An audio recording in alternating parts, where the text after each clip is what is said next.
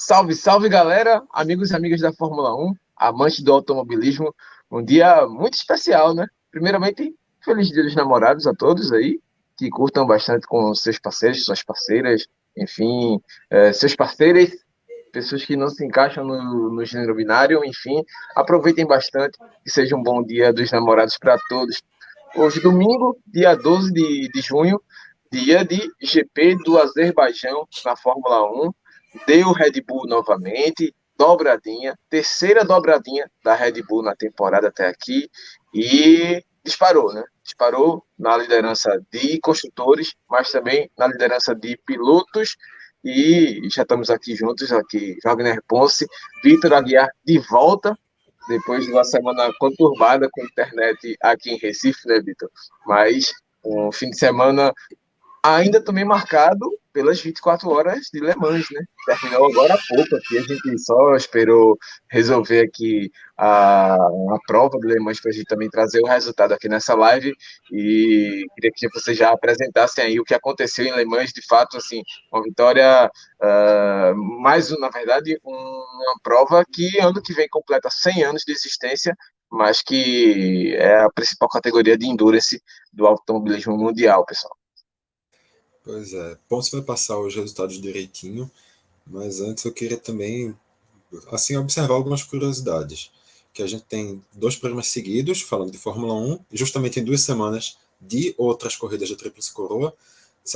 Há 2 semanas a gente teve também o GP de as 500 milhas de Indianápolis, vencidas pelo Marcus Ericsson, ex-piloto da Sauber na Fórmula 1, da Caterham também, se não me engano.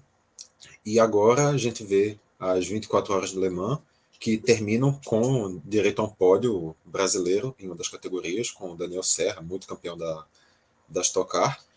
E também tinha uma outra coisa que eu ia comentar. Sim, e semana passada a gente viu pela segunda vez o segundo piloto mexicano conseguindo uma vitória em uma corrida da Tríplice Coroa, com o Sérgio Pérez no GP de Mônaco. E hoje a gente vê mais uma vez um piloto mexicano com o Rodrigues vencendo a corrida das 24 horas. Então, também um grande mês, a gente pode dizer, para o automobilismo mexicano. Salve, salve, meus amigos. Um excelente dia para todo mundo, uma excelente semana para quem estiver vendo a gente em outras datas. O final de semana especial mesmo, né, Vitor? Mais uma etapa. E curiosidade, também tivemos uma vitória de um ex-Fórmula 1, Buemi. Venceu na categoria geral de Le Mans, Buemi, que pertence ao time da Toyota e tudo mais, em parceria com o japonês Ryu. Nossa, eu tenho dificuldade imensa de falar alguns nomes orientais, principalmente japoneses. Ryu Hirakawa e o australiano Brandon Hartley também foi um dos pilotos que participou desse trio aí, vencedor da Toyota, né? Eles que venceram também a categoria Hypercars, né? E venceram a categoria geral, obviamente, que são os carros mais velozes. Nas 4 categorias, a gente tem um destaque: vencedor na Hypercars, Toyota, venceu com esse trio Brandon Hartley, Sebastian Buemi e o Ryu Hirakawa. Na categoria... Vamos lá. Peraí que eu tô abrindo aqui na hora, gente. Na categoria LMP2, uma vitória da Oreca com o trio Roberto Gonzalez, outro mexicano, citado aí pelo nosso amigo Vitor. O Antônio Félix da Costa, já piloto português de muita história no automobilismo, já foi campeão também da FE. E o inglês William Stevens, certo? Na categoria GTE Pro, vitória da Porsche. O trio foi completo pelo italiano Gianmaria Bruni, pelo austríaco Richard Lietz e pelo francês Frédéric Makowiak. Eu adoro esse trava-língua. E na categoria GTE-N, né, que é uma das categorias também bem disputadas e das mais tradicionais também, uma vitória da Aston Martin, com o americano Ben Keating, o português Henrique Chaves também chegou em segundo, e Marco Sorensen, que fechou o trio no final, aí, o dinamarquês Marco Sorensen, fecha aí, são os 4 times vencedores de Le Mans. Agora dá pra gente falar de Fórmula 1, né, Vitor? E Diego? É bom, sempre bom. Pois é, e uma corrida que a gente vê de novo o cenário se desenhando de Ferrari quebrando, três motores Ferrari quebraram hoje, na verdade, os dois da própria Ferrari e também o do Magnussen pela Haas, enquanto o coitado do Magnussen estava tentando chegar ali entre os 10 primeiros, não teve condições, a gente vai chegar O nesse do ponto Guanyu Zhou também. também. Foram 4. Pois não? Guanyu Zhou. Confirma. Guanaju Guanyu Zhou também foi também. problema de Sim, sim, motor. sim. Eu tinha esquecido da Alfa Romeo. Então, ou seja, quatro motores. Então, assim, Os quatro é, abandonos, né, foram de carros equipados com motor Ferrari. Então, um dia péssimo para eles, inclusive lá em Le Mans, tá? Não só pegaram no máximo pódio, nenhum venceu, lembrando disso. pois é, então, assim, O Stroll, no final, um domingo. nas últimas voltas, o Stroll também acabou abandonando, mas ali eu acho que foi mais uma situação de a gente não vai ganhar nada, vamos tirar o carro para não desgastar um pouquinho mais. O Stroll sendo o Stroll.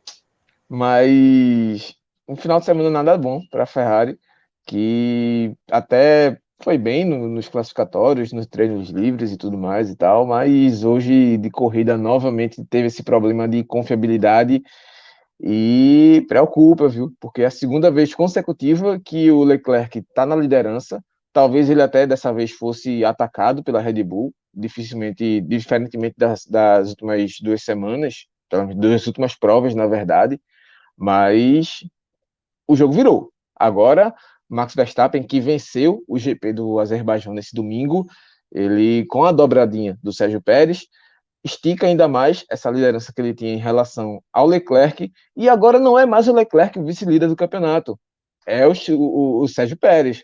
Ou seja, a disputa interna aumenta, apesar do Verstappen ter ainda muito mais vantagem em relação ao Sérgio Pérez, mas temos uma disputa interna e cada vez menos a Ferrari no bolo. Lembrando que também teve o começo, a largada. O Leclerc largou na pole, só que ele não conseguiu manter, acho que ele largou mal ali, e o Pérez mergulhou bem. Eu queria já fazer essa pergunta a vocês. Foi mérito do Pérez ou foi erro do Charles Leclerc que não teve uma boa largada? Assim, vamos lá, deixa eu começar dessa vez. Eu acho que tem uma questão também que foi comentada, né, nessa pista, aquele ponto final da largada, do ponto da largada até a curva, ele é muito curto, então talvez o lado esquerdo de quem larga, o lado interno, seja mais vantajoso, apesar de ser o lado mais sujo. Então acho que teve uma vantagem melhor ali, mas o Leclerc ele tinha a obrigação de sair tracionando melhor. Acho que foram um conjunto desses dois fatores, mas assim, mérito para o Pérez. Pérez deu o jump melhor ali, tudo, e soube aproveitar melhor a oportunidade. Eu estou mais ou menos Agora, nessa visão de pontos também. Eu acho que a situação a disposição da pista realmente não era favorável ao Leclerc. O Leclerc realmente parece não ter conseguido largar muito bem, tanto que deu aquela travada, mas nada disso anula o fato do Pérez ter tido uma boa largada. Então, acho que no fim, apesar de tudo, é mérito do Pérez. Se ele não tivesse ido bem, ele não teria conseguido passar, apesar da vantagem da disposição da pista, apesar da vantagem do erro. Erro não, da largada um pouco pior do Leclerc. Uma bobeirinha de leve, né? Mas uma bobeirinha que o pole nunca pode dar, né? Esse é o ponto. e também ficou a impressão de que, tipo, se fosse uma pista mais larga, tivesse uma curva não tão fechada ali depois da largada da reta, acho que o Verstappen conseguiria passar também, porque o Verstappen tracionou melhor também do que o Leclerc. Por isso que eu fiquei com essa impressão de que poderia ter sido uma falha maior do Leclerc do que um mérito do Pérez. Agora sim, sem querer tirar de forma alguma o mérito do mexicano, que, de novo, né, fez um bom classificatório, brigou tete a tete ali com o Leclerc pela pole position, mas não conseguiu. Agora, meus amigos, até onde vai parar esse problema de motor da Ferrari? Porque o negócio está ficando complicado, viu? Tá cada vez mais entregando de bandeja o título para Red Bull e, consequentemente, para o Max Verstappen também. Na volta 9, o motor do Sainz desistiu de funcionar, e na volta 21, o Leclerc também foi junto. Pelo que está mostrando aí na tela, a volta 20. Talvez tenha anotado errado. É realmente uma situação muito preocupante. É um alerta vermelho Ferrari piscando. A situação está ficando complicada quando a gente olha para o campeonato de pilotos, está ficando complicada quando a gente olha para o campeonato de construtores, está ficando complicado quando a gente olha para a moral, porque isso afeta o psicológico dos pilotos, isso afeta o psicológico da equipe, isso aumenta a pressão lá dentro. Então é uma situação que quanto antes for resolvida, melhor, e a gente está vendo que não é uma situação que vem dando sinais de que vai ser resolvida cedo. Então o alerta é vermelhíssimo para a Ferrari com esses, no plural, abandonos recentes. E sabe o que é o mais complicado? É curioso. Eu lembro que após as primeiras 2 etapas aqui, a gente comentava: poxa, vai ser a Ferrari brigando pelo título em cima de problemas de motor da Red Bull.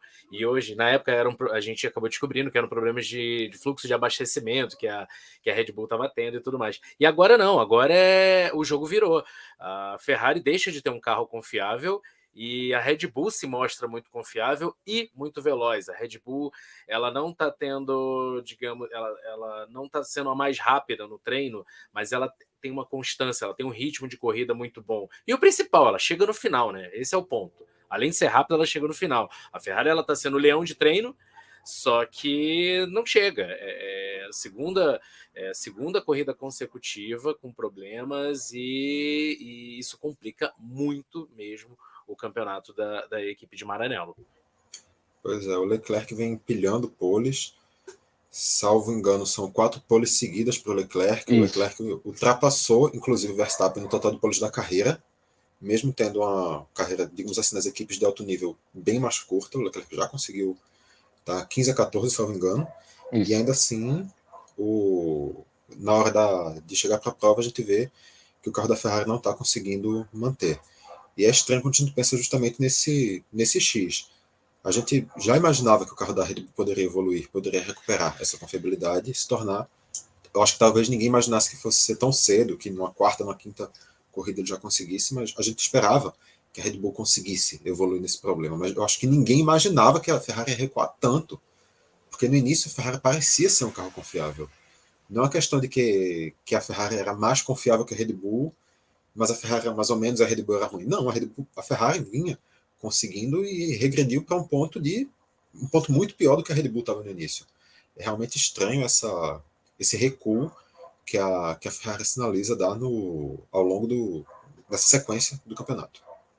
E tem um ponto também que eu queria ver com vocês, que a gente falou bastante no GP de Mônaco e o Ponce, sobre o erro que a Ferrari fez em relação às paradas, né? O erro de estratégia durante a corrida. E dessa vez, quando tem a quebra do Carlos Sainz que entra no safety car virtual, eles chamam logo de imediato o Leclerc. Ali eu pensei, eu fiz, tá vendo aí, a Ferrari hoje tá acertando. E de fato parecia ser uma estratégia meio que acertada, né? Porque depois do Leclerc perder a liderança para o Pérez na largada, ele voltou, pelo menos, em uma condição boa, apesar de em terceiro ainda, mas ele volta com condição de, quando a Red Bull parar, ele retomar a liderança. Tá certo que ia ter um pneu mais desgastado, digamos assim, mas pelo menos estava na liderança e poderia tentar segurar pelo menos até o final, né? Então, assim, eu pensei, hoje a Ferrari está em dia de sorte, de boa estratégia, mas a sorte virou rapidamente e não deu muito certo essa viagem para a Ferrari. Então, pois é, Diego, justamente nisso aí eu cheguei a fazer um tweet. Será que é hoje que a gente vai ver a Ferrari conseguindo dar uma virada e ganhando na estratégia? Um tweet mais ou menos assim. Não foi. 2 minutos depois aconteceu a quebra do Leclerc, eu retuitei e disse, deixa pra lá. ou seja, sabemos quem foi o culpado da zica, né? E sabe quem é o que é o mais complicado nessa hora? Eu tive a mesma linha de raciocínio de vocês. Eu falei, caramba, que sacada genial deles. Eles usaram um problema que um dos carros teve e conseguiram trazer isso para benefício próprio e tudo mais, acertar a estratégia, colocou pneu duro, dá para ir até o fim. Eu falei, não, tá perfeita. Só que não precisou muito tempo também, né? Para o carro quebrar. Azar do Leclerc, azar do Sainz, que está cada vez com a moral mais baixa. Isso dá para notar. O bom é que ele tira um pouco daquilo que a gente estava culpando ele muito no início, muitos erros e tudo mais. Isso acho que tira um pouco da responsabilidade dele nesse momento, quando o próprio carro não passa confiança, mas isso aumenta e muito a moral da Red Bull.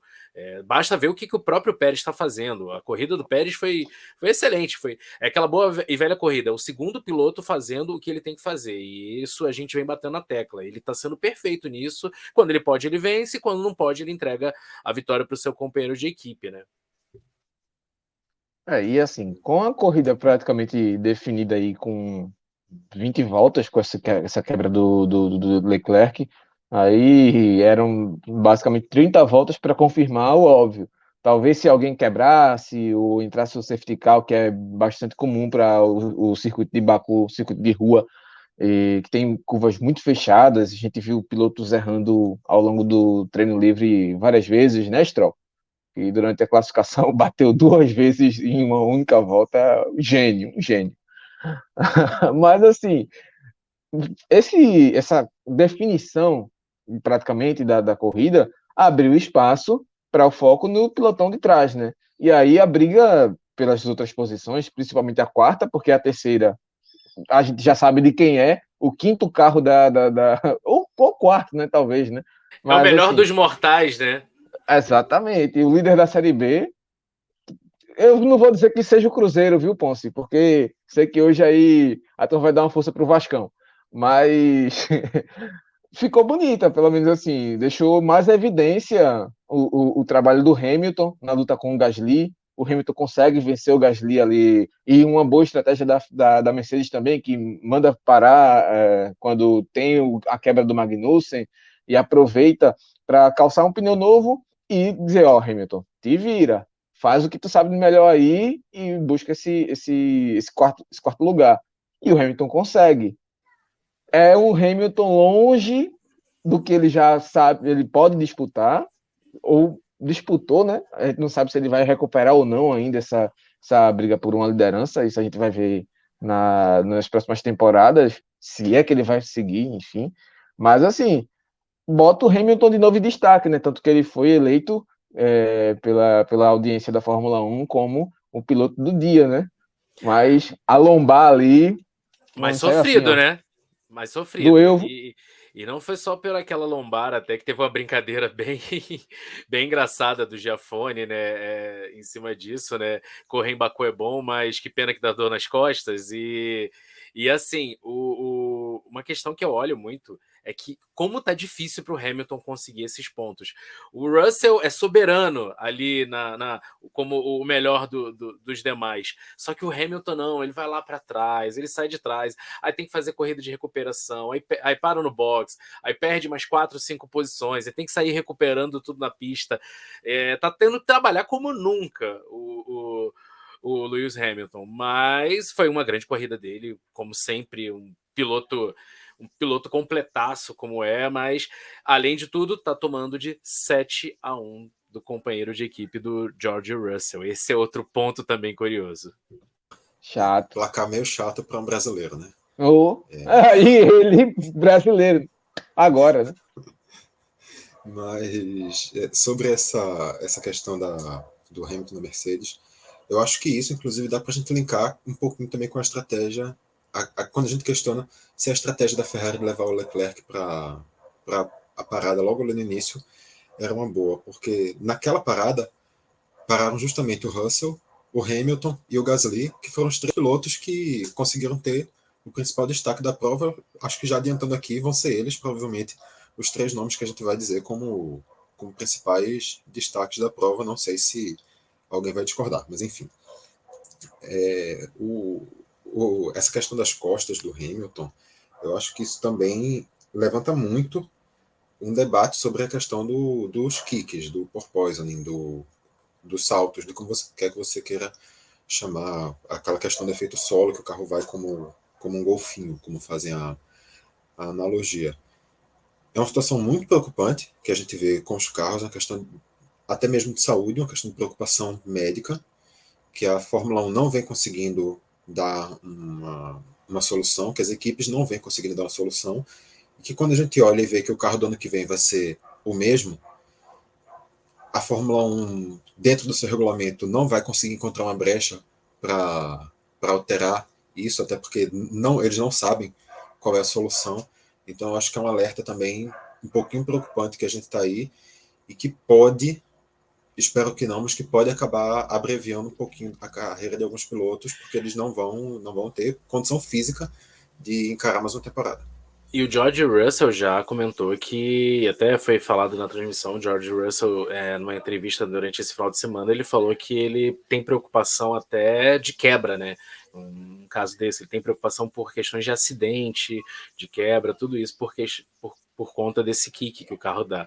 Então é algo preocupante, mas assim, o problema maior, eu acho, hoje mesmo é da Mercedes. E talvez se a Mercedes acertar isso, ela volta a ser um carro mais rápido. Acho que o maior problema está na Mercedes, que é o carro que tem essa questão, mas está ali.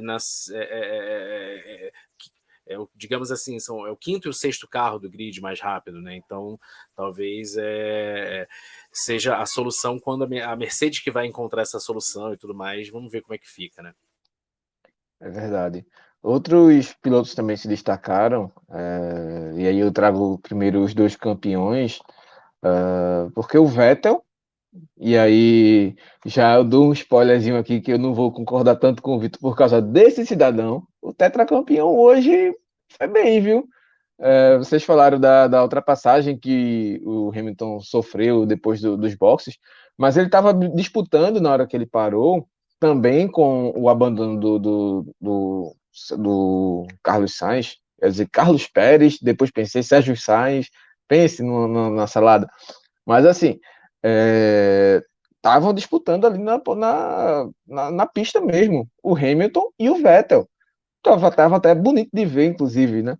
Mas os dois param juntos e a Aston Martin faz um trabalho mais rápido e coloca o Vettel na frente do Hamilton na saída dos boxes. Tipo, foi um trabalho bom da Aston Martin e uma guiagem boa do Sebastian Vettel. Ele errou depois, foi tentar fazer uma ultrapassagem e quase bateu o carro, enfim, tal, mas volta e termina fazendo bons pontos para Aston Martin. Essa sexta posição que o Vettel consegue é uma posição muito boa para o que a Aston Martin pode oferecer, né, nessa temporada até aqui, pelo menos, com esse carro bastante irregular, e fica muito contrastante com o quanto o Stroll é ruim. Tipo, pode dar o carro que for, o Stroll não extrai o melhor desse carro de forma alguma. Então, mostra aí o Vettel e o Alonso, né, também, né? O Alonso também terminou em P7, fez uma boa corrida. Os campeões pontuando, pontuação dos campeões aí, né? É porque é um circuito de rua. Queria perguntar isso a vocês. Vitor? Olha aí a reflexão. Não, eu tô sofrendo um pouquinho aqui com o botão de tirar do mudo. Então, às vezes, eu tô demorando um pouquinho mais para reagir por causa disso. Mas, então, não sei se. Talvez dê para fazer essa analogia assim. O Alonso vem tendo a temporada relativamente regular por essas posições de baixa pontuação. O Alonso não vem tendo um ano muito ruim, apesar de ele não estar conseguindo chegar perto do Ocon no campeonato. Em algumas oportunidades ele já conseguiu aparecer por ali. O Vettel vem tendo mais dificuldades. Se não me engano, ele está até na frente do Alonso na classificação, mas eu sinto o Vettel com um pouco mais de dificuldade para adaptação nesse ano, talvez pelas expectativas do que a gente esperasse de um Aston Martin muito mais forte do que a gente tem. Talvez seja só essa ilusão na minha cabeça, mas eu sinto o Vettel com uma dificuldade de adaptação melhor. Eu não sei. Sinceramente, essa tua pergunta me quebrou. Talvez dê para Porque eles fazer foram bem essa em analogia. Mônaco, né? Estavam Os guiando bem dois, em Mônaco. é justamente o que eu ia dizer. Os dois realmente foram bem em Mônaco, os dois foram bem hoje. O pessoal faz muita comparação da reta final do terceiro setor de Barcelona com a pista de Mônaco, com a pista de Baku, como se fosse uma sequência. uma coisa parecida. Realmente não vou lembrar aqui como foi o desempenho deles no terceiro setor do Barcelona, eles já esperaram um pouco demais. Mas realmente os dois vêm de duas corridas boas em condições de rua. Eu acho que talvez agora a gente está olhando para essa ótica, olhando as próximas corridas, tendo essas como referencial, talvez a gente consiga elucidar um pouco melhor esse ponto. Mas com certeza os dois saem como destaque. Os dois fizeram corridas seguras. O Alonso um pouco mais discreto que o Vettel, que conseguiu aparecer melhor em ultrapassagens. Teve aquele erro ali logo ali pela volta 15, 16, volta 13, que ele passou o Ocon, mas aí acabou passando reto, foi ultrapassado por 3 carros, mas também fora isso, foi um erro, claro, um erro grave, que não deveria ser cometido, mas fora isso, fez uma corrida boa, ele conseguiu se recuperar desse erro também. Então eu acho que mostra aí talvez um pouco de otimismo sobre os dois. A gente sabe que são dois pilotos que a gente tem muito questionamento sobre se vão continuar para o ano que vem. As duas cadeiras deles são consideradas um pouco como incógnitas, inclusive se fala no Alonso para ocupar a cadeira do Vettel no ano que vem. Sim. Existe essa especulação, mas só a gente realmente só vai ter essa ideia de se foi uma recuperação deles, se foi uma condição de corrida de rua, se foi uma evolução dos carros, a gente só vai ter essa noção melhor agora olhando para as próximas corridas, porque a gente teve 2 momentos um pouco atípicos da temporada com esses destaques deles. Assim, só para lembrar, o Vettel tá atrás. Desculpa, o Vettel tá atrás do Alonso. O Alonso tá com 16, o Vettel tem 13 pontos, mas até essa corrida estava mais disputado. É porque o Vettel hoje marcou 8 pontos. Então, assim, ele só tinha pontuado em 2 corridas anteriores, e o Alonso ele tá mais regular, né? Ele vem fazendo pontos em mais corridas. Então, por isso que a gente tem essa diferençazinha. Mas eu comparo muito com os companheiros de equipe, né? Também. Tudo bem que o Vettel não tem um grande adversário dentro da Aston Martin, mas ele tá dando mais show, eu acho, nas corridas. A gente sabe que o desempenho do Vettel tá muito abaixo do que o que ele foi campeão há 10 anos atrás. Vamos lembrar que há 10 anos atrás ele estava disputando o título, né? Ele ainda ele estava naquela sequência do tetracampeonato, então já passou um pouco o time dele. Mas é um campeão do mundo, como a gente falou. E ele tem dado show. A gente vem vendo nas últimas temporadas, ele mesmo com um carro inferior, ele é o cara que tá brigando, sempre tem lá o maior número de ultrapassagens da temporada, se bem que ano passado a briga foi exatamente entre ele e o Alonso, e o Alonso tá um pouco mais discreto esse ano, ele tá parece que está um Alonso muito mais preocupado em desenvolver o carro, ajudar um pouco a Alpine a melhorar essa condição de pista para ele, tanto que o companheiro de equipe está indo muito bem, então eu acho que essa questão. E o Vettel não tem o que fazer, ali é um carro não mal nascido, tudo, não tem um companheiro de equipe, então ele vai se divertir, sabe? Eu adoro ver esses caras na pista, eu adoro ver esses caras no meio de pelotão, então por mim, se eles quiserem ficar um bom tempo ainda. Posso? Ele caiu, mas eu vou continuar com um gancho que eu ia puxar em cima da fala dele. Ele falou que o Vettel é um piloto que vem dando show, e eu acho que isso não é nem um cenário dessa temporada. O Vettel vem sendo um piloto muito inconstante, desde ali talvez os 2 últimos anos dele na Ferrari. Ele tem muitos pontos muito baixos que acabam chamando muita atenção da gente, isso é inevitável. Mas também quando ele vai bem, o Vettel costuma ir muito bem. Nos dias que o Vettel tira para correr, o Vettel costuma ser um dos grandes destaques das provas, como foi hoje. O Vettel foi um piloto que foi para pódio no ano passado com um carro da Aston Martin. No final ele não acabou ficando com pódio, porque teve uma questão de punição, mas ele subiu no pódio, ele levantou o troféu, depois tiraram. Mas ele foi para pódio, ele comemorou, ele levantou, ele estava lá conseguindo apresentar um carro competitivo, mesmo tendo aquela Aston Martin do ano passado que já foi num nível muito abaixo do que se imaginava. Então o Vettel é um piloto que tem isso, que ele vem tendo momentos de dar show. A questão é que nos dias que ele não dá show também é um estrago. É uma inconstância, aquele 8 ou 80. Não existe um meio termo para as atuações do Vettel. Como eu escrevi aqui, né? O Vettel em dia de Vettel. Hoje ele estava em dia de Vettel. É bom. É bom ver essa galera andando bem assim. Quer concluir o raciocínio, Possi? Então minha internet deu uma piscada aqui. Ah, acontece. Tranquilo. Coisas que a gente acontece da modernidade. Vamos lá. Não, era mais isso mesmo. Eu acho que, seguindo a linha que o Vitor falou e que você também citou no texto, cara, é legal ver essa galera andando, é legal ver eles ali, mesmo que no meio de pelotão, não disputando mais o título, mas são caras extremamente competitivos e eles estão ali para ganhar o máximo de posição possível. O Alonso que comemora, às vezes, um sexto lugar, porque ele sabe que foi o melhor dos demais, é um Vettel que briga por ultrapassagem a qualquer momento, tá mais exposto ao erro? Tá, cara, mas quando você não tem um carro tão equilibrado, a margem de erro é muito grande, né? Esse é o ponto também. Sim, sim.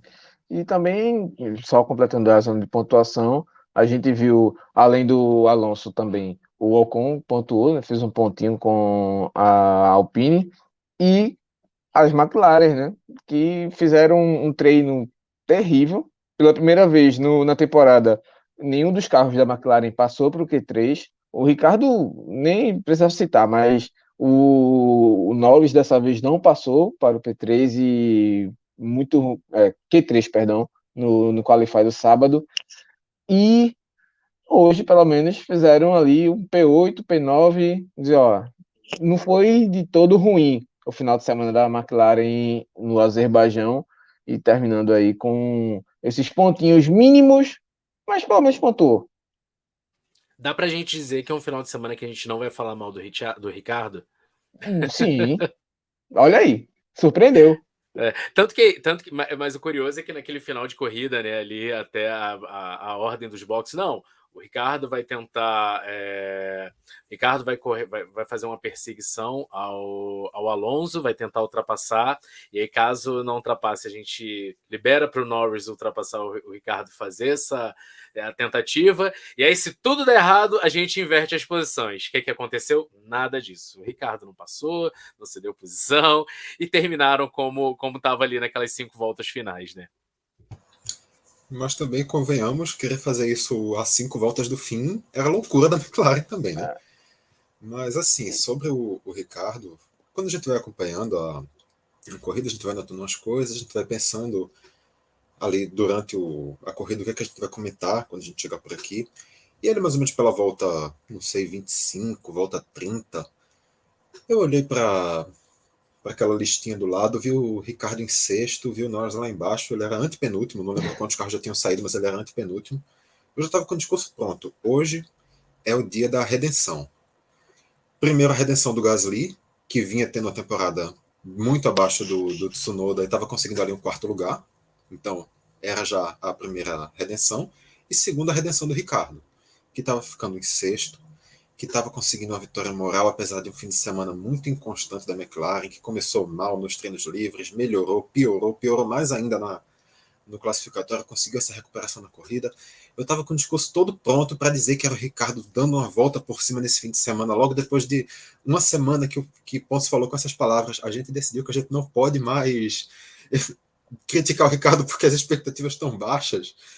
E agora era reviravolta. Eu ia chegar aqui elogiando, e no final terminei em oitavo, com o Norris encostando ali nele, colocando um pouquinho de pressão, ele também tentando pressionar a frente.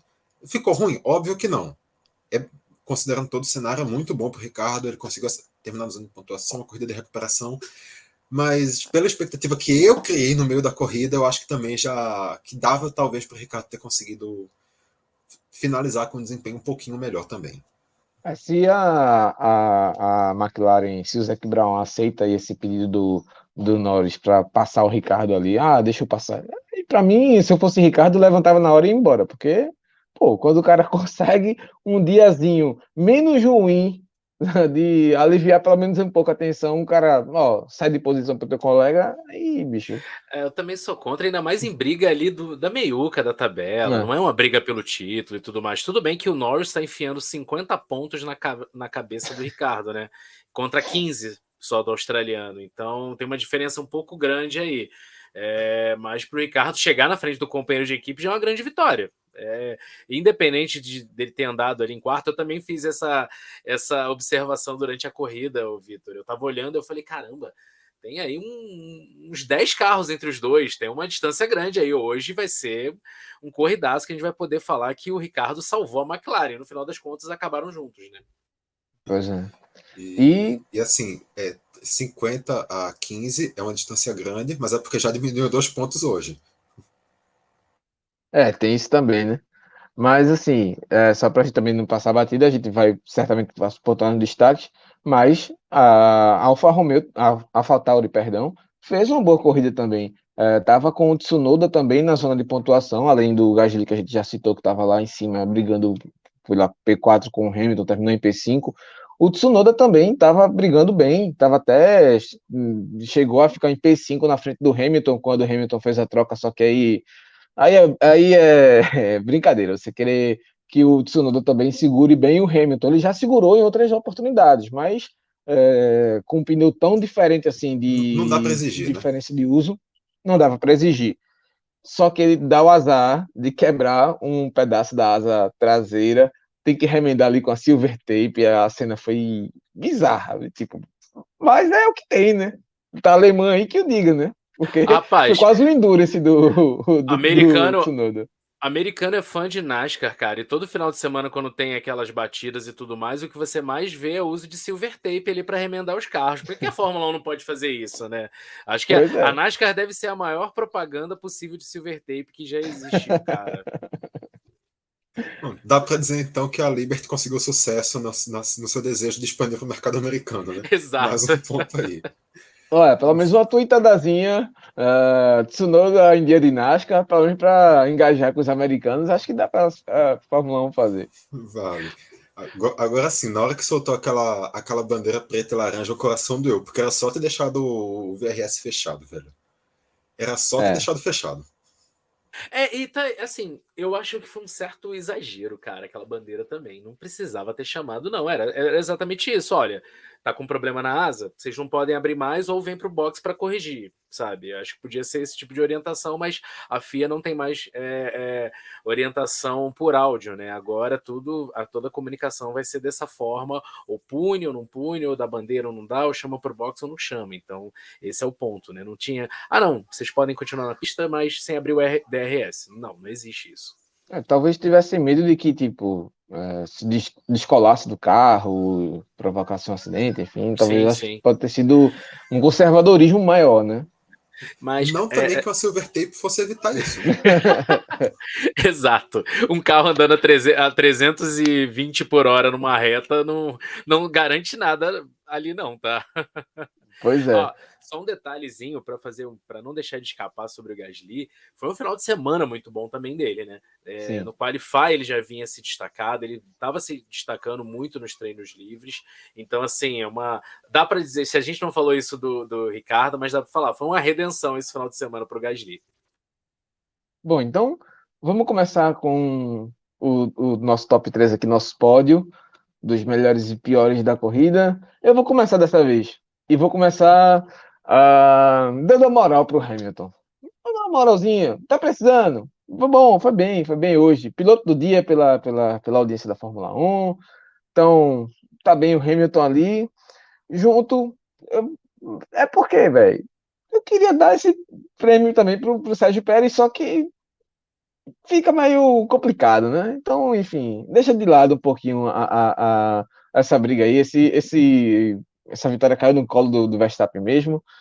E aí eu completo com o Gasly e também completo com o Sebastian Vettel. Para mim foram os três melhores aí do dia. O Gasly merecia demais essa redenção. Ele buscou mesmo, estava precisando dar esse gás, esse ânimo a mais. A gente até já chegou a falar aqui sobre o quanto estava desgastada a imagem dele por conta desse início de temporada. Que seja aí uma recuperação boa para o Gasly, porque é um piloto bom que tem qualidade.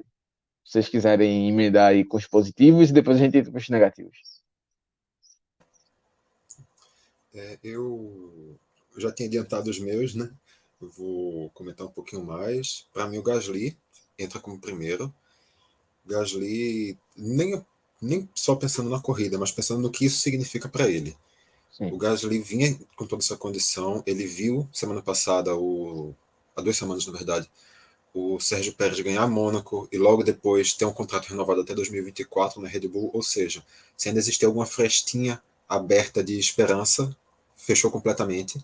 O Gasly sabe que agora ele nunca vai correr de Red Bull, a não ser que ele vá para outra equipe, que ele se destaque, a Red Bull chame de volta, mas dessa passagem pelo menos ele não chega.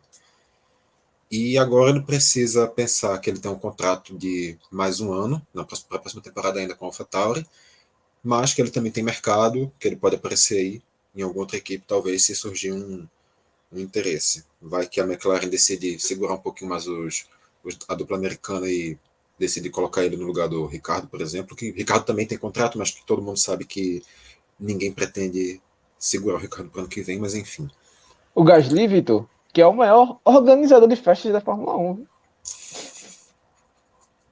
Isso deu muito assunto lá em Mônaco. Olha, Vamos deixar... olha, errado não tá. No lugar dele eu faria o mesmo. Faz sentido, mas vamos deixar esse assunto para o pós-programa. Feliz Dia dos Namorados, Gasly.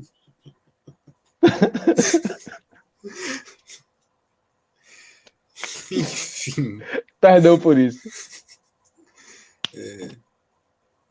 Sim, em primeiro eu coloco o Gasly, em segundo eu coloco o Hamilton, pelos mesmos motivos que Diego já falou, não tem que acrescentar.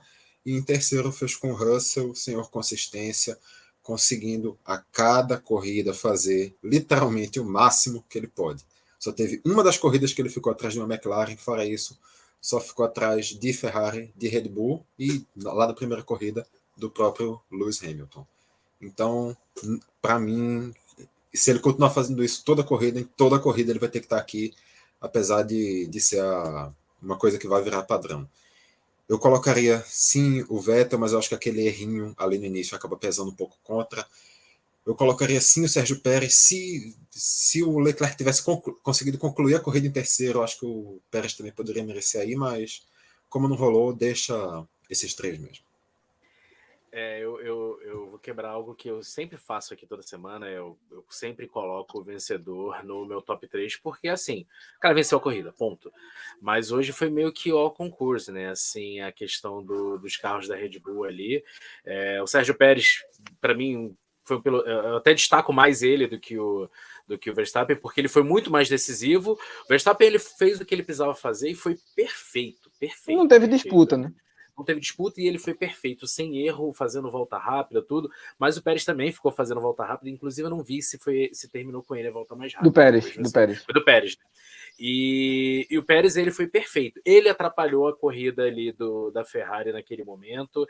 Ele consegue ainda na pista fazer com que toda a manobra que ele fez, tudo que ele fez ali, deixasse o Max na frente. Foi perfeito também o Pérez, mas eu deixo eles um pouquinho de lado para mostrar quem realmente correu, e aí meu top 3 ele fica igual ao do Vitor, só que eu coloco o Hamilton em primeiro, o Russell em segundo e o Gasly em terceiro, justificando o Hamilton por tudo que vocês falaram. Para mim foi uma corrida sensacional dele, dá gosto de ver esse cara correndo, coisa que a gente gosta de automobilismo, a gente gosta de ver piloto fazendo o que o Hamilton faz na pista.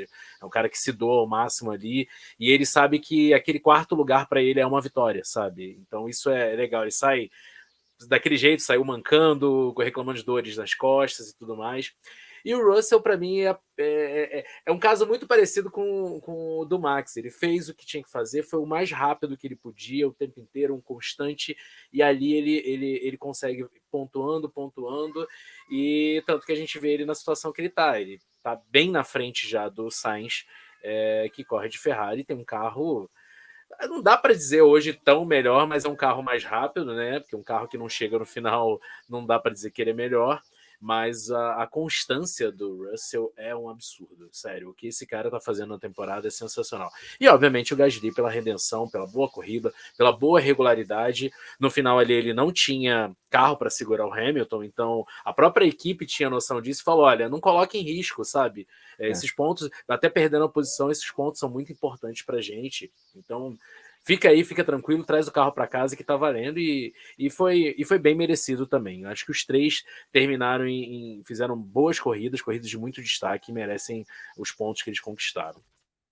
E me dê aí com seus negativos? Antes, só um comentário sobre essa questão da coluna do Hamilton. Eu acho muito legal, que eu acho que isso desperta um pouquinho que o esporte está chegando a novos níveis. Antes a gente falava, não, o Senna ganhou só com uma marcha, o Hamilton ganhou sem uma roda. Aí, em 2 semanas, a gente vê primeiro o Nadal ganhando o Roland Garros sem um pé, e agora o Lewis Hamilton chegando em quarto numa corrida sem uma coluna. Então, realmente, é um novo nível que o esporte está chegando. Faltou aqueles negocinho que reveste a cadeira dos motoristas de ônibus de madeira. Gente, mas é legal isso que o Vitor falou mesmo, porque a gente que ama automobilismo e fala, não, isso é esporte, e a gente tem aquela boa e velha piada, automobilismo não é esporte, quem corre é o carro, mas, gente, o cara tem que estar muito bem preparado fisicamente para fazer uma corrida longa com essas questões todas físicas e tudo mais, e o Hamilton, que é um cara mega preparado fisicamente, sentiu isso, sentiu na pele como é que é terminar uma corrida naquela condição que a Mercedes entregou o carro para ele, né? E os seus negativos, Ponce? Rapaz, eu preciso colocar a Ferrari, não, né? Gente, não tem como. É o carro mais rápido, é um carro de treino mais rápido de treino, tudo, mas é um carro que não é constante na corrida. Eu acho que até falta um pouquinho ali de. Não vou reclamar de piloto, mas talvez falta um pouquinho de estrela, sorte para os pilotos também, mas é competência, na verdade. Eu acho que a Ferrari perdeu um pouco da mão. E isso está refletindo muito no campeonato. Eu acho que o campeonato vai acabar mais fácil do que a gente imaginava para a Red Bull com esses problemas. Então, assim, é disparado. Eu coloco a Ferrari. Os outros dois, assim, para mim são mais irrelevantes, talvez. Mas eu acho que foi uma corrida muito discreta do Bottas, que às vezes a gente coloca ele aqui como destaque negativo, porque ele estava lá em quarto, quinto, e de repente ele acaba em oitavo, mas foi uma corrida muito discreta dele. Eu esperava que talvez nessa pista de Baku ele fosse conseguir um desempenho melhor, sabe? E eu vou fazer aqui uma brincadeira, digamos assim, mas meu Deus do céu, e o Latifi, hein, gente? Quando ele não faz besteira, a equipe faz por ele, né? Nossa Senhora! Vai o Latifi só pra complementar mesmo. Pronto. Você me derrubou do cavalo, porque eu ia deixar vocês comentários negativos para eu trazer o Bottas, porque, não, acho que os meninos talvez não tenham percebido o Bottas, porque a gente tá falando toda vez aqui que o Bottas é um cara muito regular, tá sempre brigando ali. E hoje ele fez muita falta, tipo, cadê o Bottas, bicho? Eu senti Ele já falta não. dele na corrida, cara. Você sente falta porque é um cara que tá sempre presente ali. Tipo, ele conquistou esse espaço, né? Mas, enfim, hoje, infelizmente, ele não repetiu o bom rendimento, né? Ele já não classificou bem no sábado. Mas, enfim, faltou o Bottas. Tem Mas aquela, não tem tá aquele, no primeiro. tem aquele ponto, né? Parece que talvez o carro da Alfa não tenha rendido mesmo nessa Sim, pista, sim. eles não tenham acertado a mão, e aí não é culpa dele também, né? Mas a gente sempre tá esperando um pouquinho a mais. Ele é um piloto que tá entregando muito para essa Alfa Romeo, então quando ele não tá ali na zona de pontuação, a gente sente falta. Mas assim, vamos lá, pelo conjunto da obra eu coloco ele. Não, mas o meu top 3 é Ferrari e o seu Pangaré manco, que é o motor. Depois eu coloco o Bottas, mas eu coloco também o Christian Horner, viu? Porque Moscou nesse safety car aí do Carlos Sainz. Deu sorte da quebra do motor do Leclerc, mas ele poderia ter perdido uma corrida que estava na mão por não ter agido na hora do safety car. Você que tem, porque os líderes nunca vão parar quando tiver um safety car ou quando tiver uma mudança de chuva para seco, enfim e tal, nunca vão ser os experimentais, mas né, numa dessa que você perde uma corrida e você pode, enfim, se complicar no campeonato. Hoje deu sorte, viu, Christian Horner? Mas tá aqui registrado o vacilo. Sobre essa questão do Christian Horner, eu acho que talvez que a Red Bull já tenha se posto na condição de tanto conforto que eles agora vão jogar tranquilos.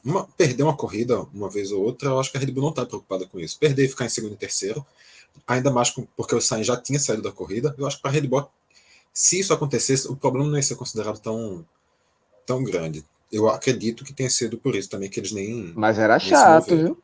Não, é claro. Claro, não é legal, mas eu acho que eles vão nessa agora de ir controlando os riscos, porque eles estão cada vez mais abrindo vantagem e eles não precisam se expor nem de ser o líder de uma corrida, mas eles não precisam se expor a nível de campeonato mesmo. E o meu top 3, Diego, se tu deixasse realmente para falar por último e eu fosse o primeiro, eu ia colocar o Bottas também, isso não fica... Chorou. Meu top 3 é exatamente igual ao de Ponce. Primeiro, Ferrari, não precisa nem explicar o porquê. Segundo, Bottas, e eu digo mais, Bottas não era o nome que eu estava pensando em colocar ao final da corrida. Eu esqueci completamente do Bottas. Vocês disseram que vocês sentiram falta do Bottas, eu não senti. Eu só vim me ligar no Bottas, sei lá, depois dos 40 minutos que a corrida terminou. Peraí, e o Bottas? Eu vim abrir a classificação para ver onde foi que o Bottas tinha terminado, porque eu não lembrei dele. Uma corrida completamente apagada de um piloto que a gente vinha vendo uma regularidade, realmente me surpreendeu. Assim, depois de um tempo me tocar, que ele nem não tinha nem aparecido. Se brincar, a corrida não mostrou o carrinho com a maioria da Itália ali da Alfa Romeo nenhuma vez. Eu não lembro hoje de ter visto esse carro da Alfa Romeo em destaque em algum momento, seja com ele, seja com o Guanyu Zhou, a não ser, claro, no momento do abandono. E em terceiro, aqueles 10 segundinhos ali que a Williams deu pro Latifi do stop and go, não faz o menor sentido aquilo ali, vacilo gigantesco da equipe Williams, que, convenhamos, vem sendo profissional em vacilo gigantesco já há uns 5, 6 anos, então também não surpreende muito, não. Mas posso aproveitar já para emendar com uma perguntinha capciosa, Diego? Diga lá. Tá, porque hoje ela vem em dose tripla, então vou pedir para todo mundo ser conciso para a gente não passar meia hora debatendo elas. A primeira é simples. Dá para o Sérgio Pérez? Eu digo que Não. não, porque quem manda no time é o Max. Tá, eu concordo. Mas assim, dá para ser vice. Dá para ser vice. E tá muito ao alcance. Agora, principalmente agora que ele assume a vice-liderança. Acho que agora... Não, e essa vice-liderança para ele é bom porque é mais um argumento, né? Para ele dizer, olha, essa vice-liderança para mim é muito boa também. Então, talvez uma corrida ou outra ali em que ele esteja liderando e o Christian Horner pense em deixar o Verstappen passar ou não, tá? Não, o cara é vice-líder. Então ele tem o gap que ele pode dizer, ó, tá brigando pelo título. Então vocês vão deixar muito claro que vocês estão me preterindo em relação ao Max. Que a questão é que o Sérgio Pérez ele tem contrato oficial de segundo piloto, né? Esse é o ponto. Não existe declarado, não, a Red Bull tradicionalmente sempre deixou seus pilotos brigarem, como era na época do Vettel e do Weber, mas agora não. O Sérgio Pérez ele é segundo piloto ali no contrato, tudo, ele tem que favorecer. Então, isso aqui é um pouquinho chato, né? E assim, talvez nessa questão, eu vou voltar para o que eu falei agora há pouco. O Diego falou sobre talvez o Christian Horner deixar não pedir para o Pérez passar em uma ocasião ou outra. Se eles continuarem com essa folga tão grande sobre o Leclerc, talvez ele também nem se importe. Isso também, claro, se o Verstappen estiver na frente. Que se for para ameaçar o título do Verstappen, também acho que eles não vão ser muito bonzinhos com o Sérgio Pérez, não. A segunda pergunta é: dá para Ferrari ainda? E aí, Diego? Deixa o Diego aí. Olha, eu acho que a Ferrari hoje tem 20% de chance de título. Porque assim, tem um carro mais rápido, tem um ótimo piloto, que é o Leclerc. Um cara muito bom. Ele é muito bom. Ele não é bom, não. Ele é muito bom. E muito com a boca cheia, assim dizer, muito bom. Só que, primeiro, tem esse problema da confiabilidade. Mas o principal é esse caminhão de pontos aí que a Red Bull tá colocando na frente. Tipo, já é mais de uma corrida. Para tirar pontos. isso sem um abandono da Red Bull é muito difícil. Dá para tirar? Dá. Mas vai ter que ser uma sequência genial de 5, 6 vitórias seguidas, praticamente, digamos assim, com o Verstappen ali, segundo, terceiro, enfim, tal. Mas vai dar muito trabalho. Eu vejo hoje, claro que é um número muito, assim, um chute enorme, mas eu veria uns 20, 25% de chance da Ferrari, só por conta do Leclerc e do carro ser bom.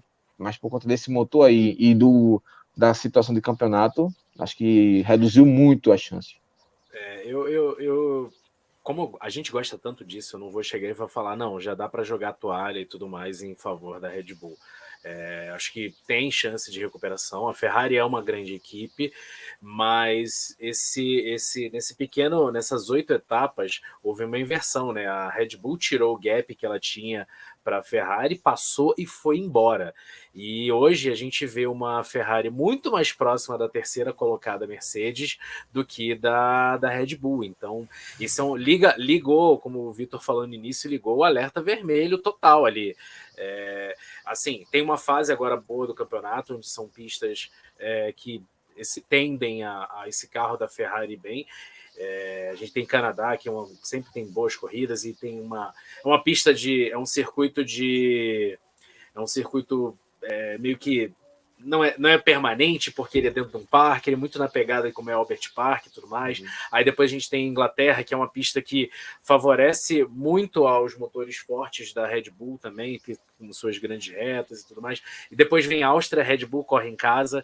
Então, assim, é uma sequência muito dura aí para a Ferrari, né? Mas eu acho que após essas 3 corridas, se você repetir essa pergunta, eu acho que a gente consegue dar uma resposta mais definitiva, porque é ali que vai decidir. Se a Ferrari não conseguir nenhuma reação... E aí é metade do campeonato, bem dizendo. Exato. E esse é o ponto também, a gente chega na metade do campeonato. Mas se a Ferrari não apresentar nenhuma reação nessas 3 próximas corridas, acabou. Aí acaba com certeza. Eu também acho que a Ferrari conseguiu fazer esse X. Eu também acho que a Ferrari ainda tem condições de fazer um retorno, mas eu sou um pouquinho mais fatalista. Para mim já é uma situação, não vou dizer 80-20 não, vou dizer ali uns 90, 92. Para mim a Ferrari já tá ficando bem chato, porque além de situação de pista, do que vem acontecendo com os motores, de confiabilidade, de pontuação, a gente vê que de todas as corridas que o Verstappen conseguiu concluir, que ele conseguiu terminar, ele só não venceu uma, que foi a prova que o Pérez venceu. Então isso também mostra que mesmo quando a Ferrari está ali competindo, a Ferrari não está conseguindo vencer as corridas de igual para igual. A Ferrari só conseguiu vencer até hoje quando a Red Bull não estava correndo, quando a Red Bull quebrou, quando a Red Bull saiu. E tem um ponto também curioso, né, Vitor? Nas últimas 4 corridas o Leclerc sai na pole e não ganha, sendo que dessas 2 ele quebra, né? Foi na Espanha e hoje. Então, isso na Espanha ele estava muito vitorioso. Estava muito vitorioso, exato. E isso é o ponto, acho que, mais complicado. Quando você sai como mais rápido ao final do Qualify e você não termina vencendo, isso é muito, muito, muito complicado e muito preocupante para a Ferrari. Pois é. E aí a gente vê o reflexo disso na tabela de classificação. Eu tenho a terceira e última pergunta ainda. Vamos lá. Ponce falou que a Ferrari já está se aproximando mais da terceira que da segunda. Ainda dá para a Mercedes roubar esse segundo lugar? Vamos chegar na classificação geral? Vamos. Que a gente levanta esse debate. Vamos. Mas a de pilotos tá aqui, né? Max Verstappen com 150 pontos, Sérgio Pérez com 129 é o novo vice-líder, Leclerc 116, não tão distante do Pérez, mas já começa a tomar ponto nas costas. George Russell é o quarto, 99, e ainda mais abrindo em relação ao Carlos Sainz, que é o quinto com 83, e já tá vendo ali, lá longe, no retrovisorzinho, com a mão nas costas, mas já tá vendo o Hamilton chegando em sexto lugar com 62 pontos, 21 pontos atrás. Lando Norris é o sétimo com 50. Bottas, olha ele aí, ó, oitavo com 40. Esteban com 31 é o nono. Gasly chegando ao top 10 com 16 pontos, chegando bem e meio que se impondo ainda mais em cima do Tsunoda. Fernando Alonso é o 11º com 16 também, empatado. Magnussen tem 15 pontos, é o 12º. Ricardo, o 13º, 15 pontos também. Tá brigando aí, finalmente, tete a tete com o Magnussen, né? Parabéns, Ricardo. Grande conquista. Só o sarcasmo. 14º, Sebastian Vettel, tem 13 pontos. Tsunoda é o 15º com 11. Alexander Albon é o 16º com 3 pontinhos. Lance Stroll tem 2. Guan Yu Zhou tem 1 ponto só. E aí, Mick Schumacher, Nico Hülkenberg e ele, Vitor Latifi. Nenhum dos 3 pontuou até lá. Mas o Hülkenberg Latifi vai terminar esse campeonato atrás do Hülkenberg, se brincar. Não, mas ele vai dar reviravolta, viu? Semana que vem ele corre em casa.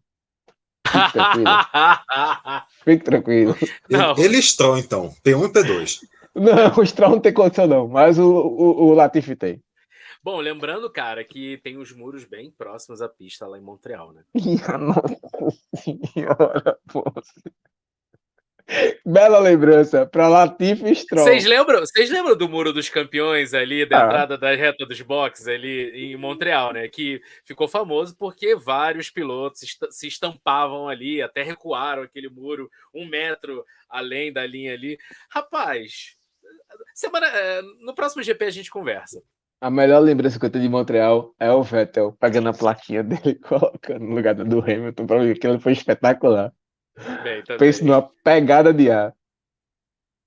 Mas vamos lá para os construtores. Chegar aqui nesse debate importante aqui. Red Bull Racing, campeão mundial de construtores. Já destaquei aqui. Não pega mais não. 279 pontos contra 199 da Ferrari. Aí é que tá. Dá ou não dá para a Mercedes com 161 pontos chegar nessa vice-liderança? Para mim, olha, eu tô vendo 2 pilotos contra 1, viu? Já tô vendo 2 contra 1. Porque o negócio tá difícil para a Ferrari. 2 contra 1, já não chega no título? A questão pela é que vice-liderança, acho que não.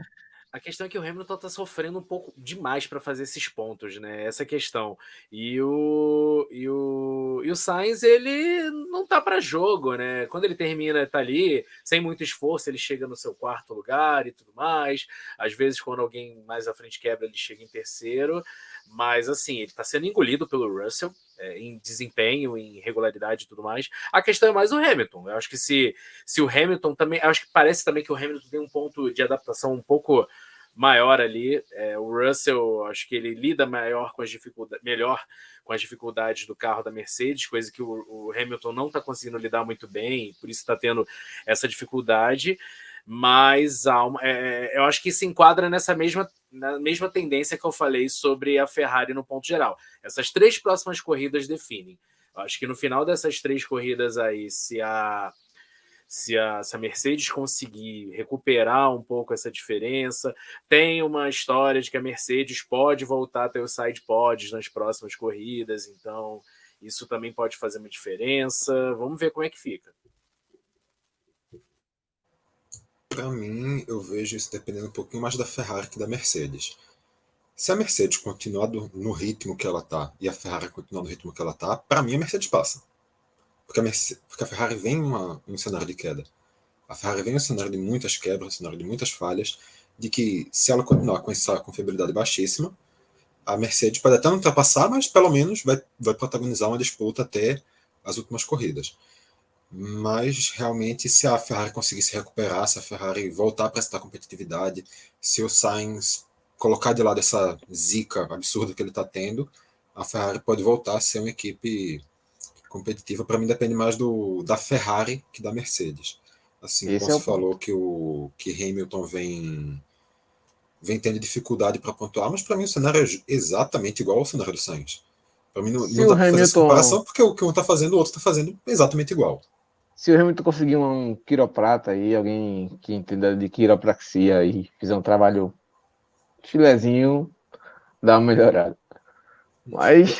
Só para não dizer assim, exatamente igual a sacanagem, porque o Hamilton tá fazendo isso com um carro pior, o Sainz tá fazendo isso com um carro melhor. Então, o Hamilton tem o Hamilton se esforça muito para chegar naquela pontuação. Esse é o ponto. E o Sainz cai no colo dele. Essa é a parada. E aí, seguindo a tabela de classificação, McLaren fez uns pontinhos simplesinhos ali, importante, mas a Alpine pontuou melhor, chegando aí na 5ª colocação, ultrapassando a Alfa Romeo, já que o Bottas hoje sumiu, esqueceram as botas no paddock. A AlphaTauri, 27 pontinhos, a Haas, 15 pontinhos, e a Aston Martin chegou na Haas, empatou ali junto com essa boa atuação do Vettel, chegou aos 15 pontos, e a Williams tem 3 pontos. Final de semana que vem, corrida à tarde, Canadá, GP bom, viu? Eu não queria ser só o Mick Schumacher nessa próxima corrida, porque a pressão que ele vai ter nas suas costas ali no Canadá não vai ser brincadeira, não. Algum motivo especial? A Aston Martin ter chegado na Haas, né? Ele ainda sem nenhum ponto, quebrando vez ou outra, dando um prejuízo milionário. Corrida do lado de casa para Haas, né? E esse ano não tem desculpa, né, cara? Esse é o problema. O companheiro de equipe dele, sempre que pode, o Magnussen tá fazendo ponto, tá brigando ali, vai no Q2, às vezes passa até pro Q3, e o Mick tá deixando um pouquinho a desejar ainda, né? E tinha chance de ponto hoje, né? Sim, sim. E ficou lá atrás, nossa, muito tempo na rabeira ali. Foi um dos piores desempenhos dele na temporada também. Ele tá, na verdade, não vou dizer que é um dos piores, não, porque ele tá numa regularidade muito boa ali atrás, né? Sempre ali brigando com o Latifi, tomando ponto ficando atrás do Albon. Sempre o Albon não tem carro e ele continua ali sempre muito próximo à pontuação. Quando quebra um pouquinho mais de gente ali daquele pelotão da frente, ele belisca o seu pontinho. Então é complicada a situação do Mick Schumacher. É isso então. Então veremos próximo final de semana, GP do Canadá, lá em Montreal, e a gente se vê logo após a corrida, a gente traz as informações. Valeu, Ponce, valeu, Vitor, valeu a todos. A gente se vê no próximo fim de semana. Abraço. Valeu, amigos, até mais. Até lá.